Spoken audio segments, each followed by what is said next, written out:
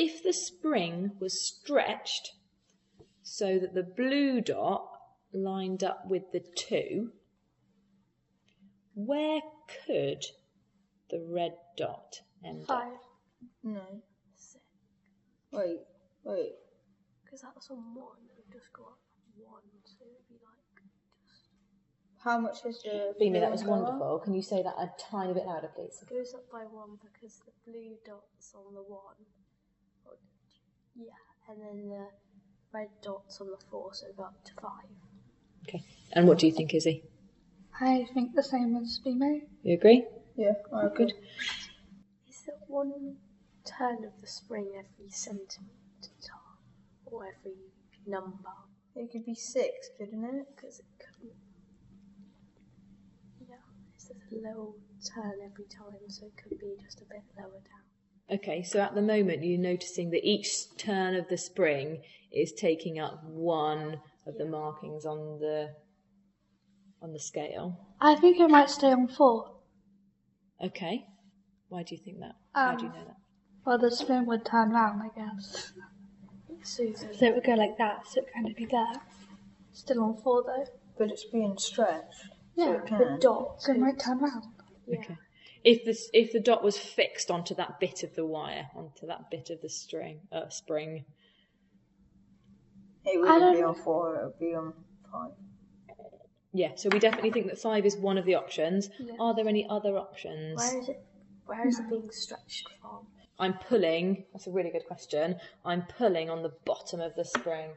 So I've got my spring up here, and at the moment the red dot is pointing at the 4 and the blue dot is pointing at the 1, but then I'm going to pull the whole string down. I'm going to keep the top fixed, so the top staying in the same place, and I'm pulling the whole rest of the spring down so that now the blue dot doesn't sit next to the 1 anymore. The blue dot has been stretched, as Toby said, down, so the blue dot's pointing at the 2.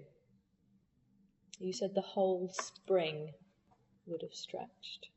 Also, because you stretched it 1 down, there was a difference between 1 and 4, which was 2. So if you stretched it down to 2 and 5, the difference would still be 2. Is that clear? You're keeping a consistent difference. Yeah. Yeah. So you need to keep it so like 2 is in between them. So if you stretch it down to 3, it would be 6.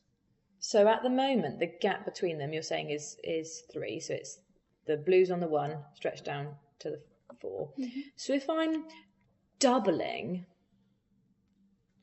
where the blue dot sits, I'm stretching that down so it goes down twice as far on the scale. What if it went to 8? Why could it go to 8? Because you're doubling it, I think. Doubling what? So you're doubling 1, which would be 2, and 4 doubled would be 8. What do you think about that? I agree. You agree? Yeah.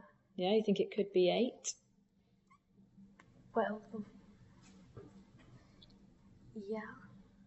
Are you convinced? Yeah. So this isn't one of the questions here, but if I stretched the blue dot down onto the 3, where do you think the red dot would end up then? 9? No, I don't know. 7? Or it could... 12. Why would it be 7 and why would it be 12? Beamer, you go first. Why do you think 7, because the blue dot would be coming down by 3, and where the red dot's on the 4, if it come down to the 3, the red dot will have to move up 3, and the red dot's on the 4, so it'll have to move up to 7. So you're keeping that consistent difference again. Yeah. And around the 6 or the 7. okay, thank you. Izzy, why do you think it would be 12? Well, I actually just realised that my answer was probably wrong. I thought it was going to be 12 because 4 times 3 is going to be 12. But I think it might actually be 18. Okay, why do you think it might be 18? Because the difference is going to be 2. I don't really know what to work out. So 6 times 3 would be 18. I mean, it might be 12 because 6 times 2 is 12. Okay. Well, I agree with. You agree, Beamer? You want to stick with a consistent difference, yeah?